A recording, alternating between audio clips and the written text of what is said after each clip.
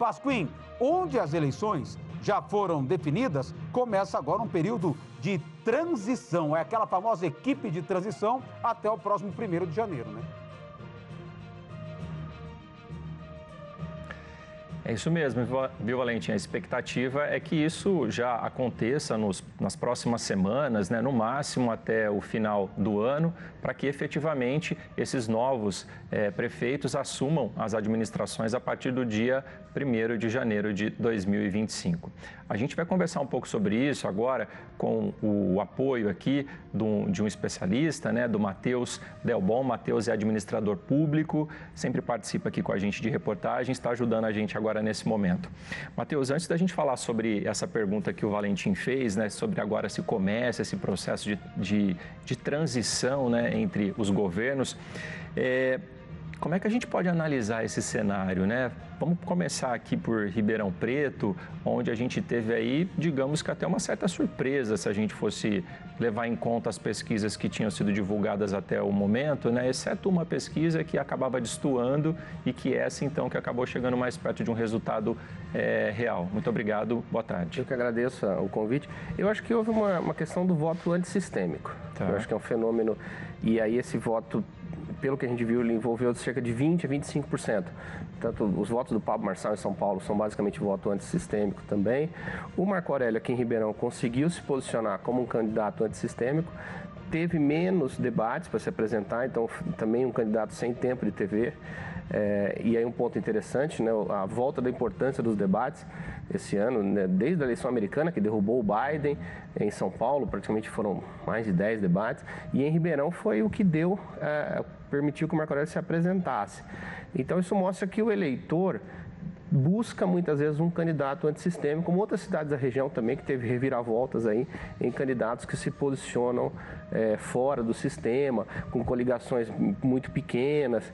Então, talvez seja um tiro no pé você fazer uma coligação muito grande. Às vezes a população começa a olhar isso como, ele tem muito rabo preso, vai ter muito cargo a ser distribuído, e busca esse voto. E eu acho que esse acaba não sendo percebido nas pesquisas, porque isso é meio que nos últimos minutos, a pessoa que não tem vontade de votar em nada. Vamos lembrar que também as abstenções e votos brancos e nulos foi muito alto em Ribeirão Preto, somadas a mais de 40%. Poderia alterar o resultado completamente, né? Então, eu acho que esse fenômeno que fez mudar o cenário eleitoral por completo.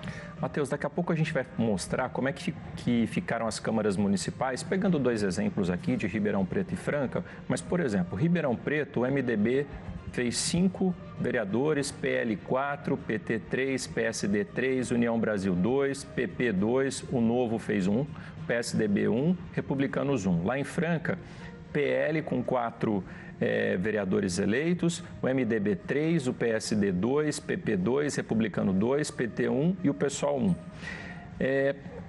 A gente consegue observar aqui que a maioria dos eleitos ou reeleitos são de partidos ali da centro-direita, né? Eu acho que o centro-direita se renovou, né? Não só nisso, o número de prefeituras de partidos de centro-direita é abissal, a sua vantagem contra os partidos de esquerda. Eu acho que a direita hoje ela é maior do que uma linha bolsonarista especificamente, então o PSD se coloca aí como uma alternativa, outros partidos vêm se colocando, o MDB se consagra num centro, mas tendendo à direita, em muitas leituras municipais.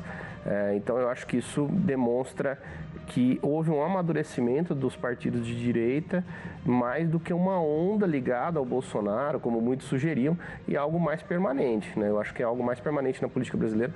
Provavelmente muitos desses prefeitos novos eleitos no espectro da direita vão conseguir se apresentar e aí galgar deputados. Eu acho que isso vai começar a mexer no cenário. É um termômetro importante para medir a vontade do eleitorado.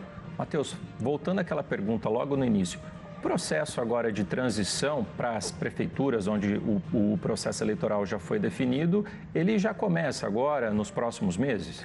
Então, infelizmente, você, diferente do nível federal, que você tem uma lei de transição que garante, os municípios não têm. Um ou outro município tem algum instrumento de transição, mas na maior parte depende da boa vontade do governo que está presente, se ele permite acesso. Então, em cidade pequena é comum chegarem lá, os computadores estarem todos deletados, documentos esvaziados.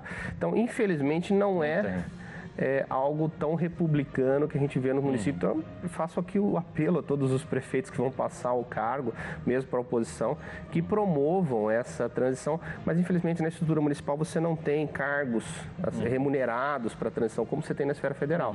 Então, acaba tendo que ser um trabalho voluntário, talvez daqueles que vão assumir.